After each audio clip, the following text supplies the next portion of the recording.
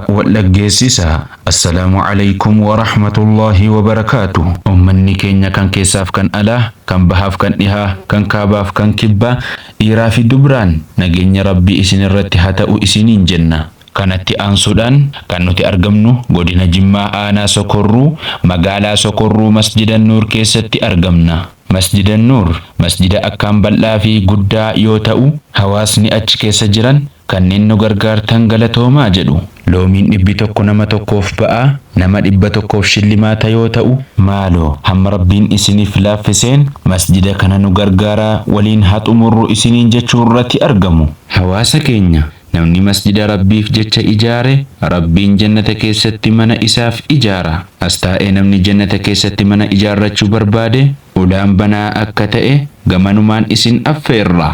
Kanatti aansuudhaan masjidni bal'ina guddaa waan qabuuf kaarri dhiiraa qofti manxaafii kaaree 727 yoo gaafatu, kaareen tokko qarshii 3,200 yoo ta'u, walumaa galatti naannawa qarshii miliyoona 4.5 nu gaafachaa jira jedhu. Haa ta'u malee baatii kana keessa jiraataa naannoo fi hirmaannaa hawaasaatiin wal qabate naannawa qarshii miliyoona 3 argannee jirraa jedhu. Ammas xumuruun didee waan ulfaateef hawaasni keenya kan khayrii barbaaddan ulaan khayrii banaa waan ta'eef lakkoofsa herreegaa baankii daldala Itoophiyaa kan masjidaa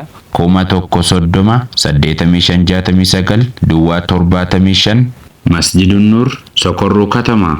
Hamma Rabbiin isiniif laaffiseen karaa kanaan masjida Rabbii bira dhaabbadhaa isiniin jenna. Oduu dabalataaf karaa kommentiitiin nuun haasa'uu dandeessu.